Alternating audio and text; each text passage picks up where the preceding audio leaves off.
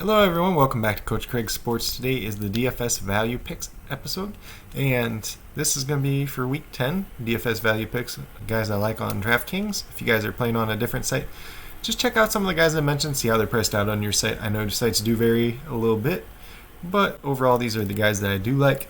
So we're going to start off at the quarterback position. I'm going to be mainly looking at the guys that are $6,000 or less, and I'm going to start out with Baker Mayfield. $6,000 is right on the dot.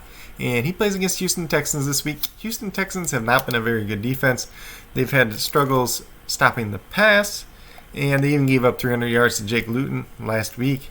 The Browns are coming off a bye week. He gets Austin Hooper back, so it should help him out quite a bit. Should be a pretty good game for him overall. Then we got Nick Foles, $5,600, probably coming off one of his best games of the season so far. Goes against a porous Vikings secondary.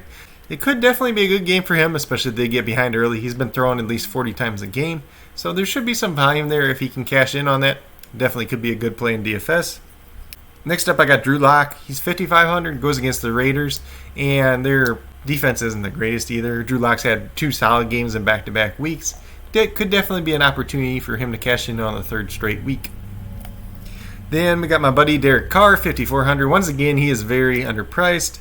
Like I said, most weeks you pretty much know what you're going to get with Derek Carr. You're going to get the 2 touchdowns. You could see an upside if he gets more yardage. And this could be a game, if it turns into a shootout, he can take advantage of that. Then last but not least, we got Alex Smith making his first start, coming back off of injury. He has came in relief in a couple games. Wasn't the greatest last week, but he does go against Detroit this week. Doesn't have the greatest defense in the world. He's pretty much the cheapest starting quarterback there is out there this week, so $5,300 could be a value there. Maybe you look at stacking him and like Terry McLaurin together. Then we're going to move over to the running back position. I'm going to look at guys that are $5,000 or less. And first up is Duke Johnson. He's $5,000 on the dot. David Johnson left week 9 with a concussion. Looks like he might not play this week. They go against the Browns this week. Not the best matchup in the world, but not the worst matchup either. So Duke Johnson could definitely be in play here for $5,000. I got Gus Edwards up next. The Patriots' run defense hasn't been very good in recent weeks. If Mark Ingram doesn't play, $4,900 for Gus Edwards is not the worst price in the world. It's probably pretty fair. He could outperform that price, though, as well. Then I got James White, $4,400 going against the Ravens this week. If the Patriots need to throw the ball, they're probably going to throw it to Jacoby Myers and James White. So James White could definitely capitalize on that. He has a pretty decent price tag here. He definitely has some value if he gets the receptions this week. Then we got Jordan Wilkins. He's playing in tonight's game, $4,300. Him and Taylor are kind of splitting snaps, pretty much, and splitting carries. But if Taylor screws up in this game, or if Wilkins gets more carries, he definitely could have value for $4,300. Then we'll get down to the real cheap guys, the $4,000 guys. So some of these guys are kind of flyer guys, injury-dependent guys. So Rex Burkhead is the first one, comes in at $4,000. Damian Harris did leave the Monday Night Football game. He's been a limited participant in practice. If he doesn't play this week, Burkhead could have a good value if Sony Michel doesn't come back as well. Then I got Chris Thompson, $4,000. So with Jacksonville, they're probably going to be trailing the Packers in this game. They're going to have to throw the ball. Chris Thompson is that pass-catching running back. So if he gets a couple catches as they're trying to come back in this game, he definitely could have some value for $4,000. Then we got Ryan Nall. He is mainly if David Montgomery doesn't play. David Montgomery does have a concussion. Yeah, they have Lamar Miller supposedly on the practice squad. They could bring him up as well. It'd be interesting to see what they do there, whether they go with Miller or Nall. But Nall had 4 catches last week, so he did contribute a little bit. So if he got the load, he would definitely be worth it for $4,000. Then last but not least, we got Matt Breida. He didn't play last week, but if he comes in, he could be the lead back in this situation. Could be DeAndre Washington as well. There's a lot of backs there, so this one's a little bit more risky pick. But if he's healthy, he definitely has a shot. Then at the wide receiver position, we're going to look at guys that are $5,000 or less. Once again, we got my buddy Tim Patrick, $4,900. Pretty much been stuck around this price, but he's a guy, he either gets you, close to 100 yards or a touchdown. It's a very good matchup for him. Jerry Jeudy didn't practice with the shoulder injury yesterday, so if he doesn't play, it could benefit Patrick even more, see more targets. Then I got Jacoby Myers, $4,500, and honestly, you guys see what he did on Monday night. He was great. But his price tag stayed the same because he played on Monday night. This isn't the greatest matchup in the world this week with the Baltimore Ravens. It's a decent price tag. I think he'll produce for his price, maybe a little bit higher, but don't expect what he did last week against the Ravens. Then we got Jalen Reagor, $4,200. Goes against the Giants this week. I expect James Bradbury to probably be on Travis Fulgham or Alshon Jeffrey if Alshon Jeffrey does end up playing. And Jalen Reagor could benefit from that some. $4,200 definitely could be a value there. Then I got Keelan Cole down for $3,500. I know last week he didn't do much with Jake Luton, but Laviska Shenault does have a hamstring injury. If he doesn't play, it could help Keelan Cole and the next guy I'm going to talk about, and that's Chris Conley. Chris Conley was the one that benefited the most last week, and he's $3,000. So those two guys both could be value options, just depending on if Laviska Shenault plays or not.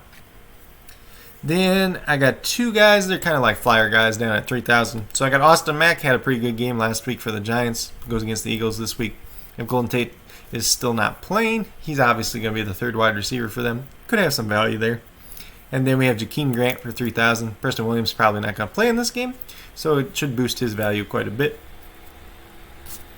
Then we'll move over to the tight end position. I'm going to mainly look at guys that are under $4,000 here.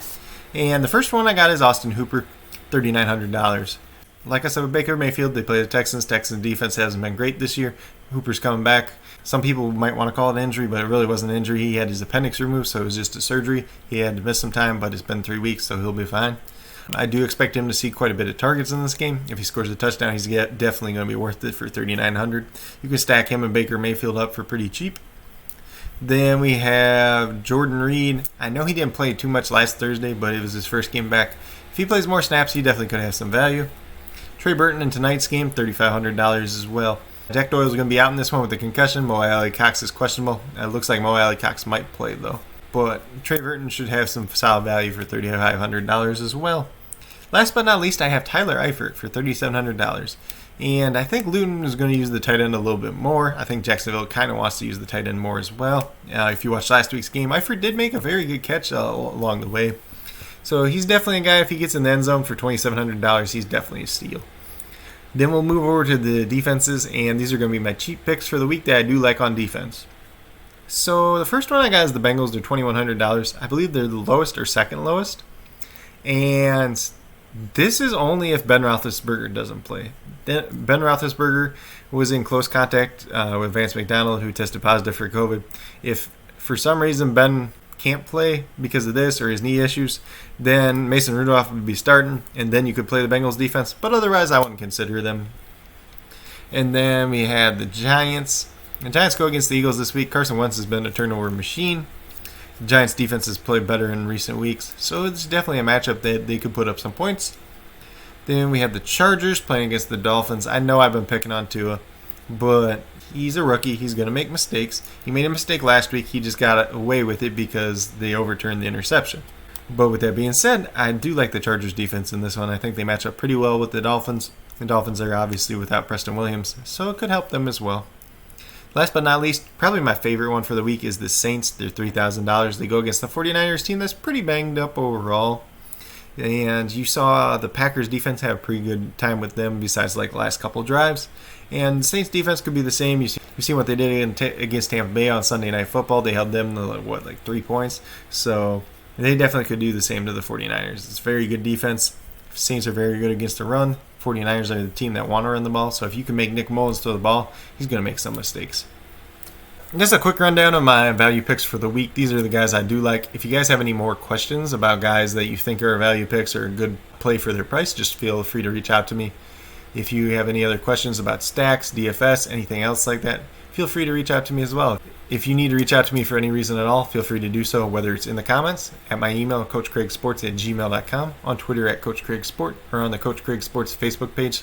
If you guys liked and enjoyed this video, please give it a thumbs up. If you haven't already subscribed to the channel, please consider doing so. It helps build the community that we're trying to build here at Coach Craig Sports. If you're a new or current subscriber who has yet to do so, hit that notification bell that lets you know every single time I post up a video.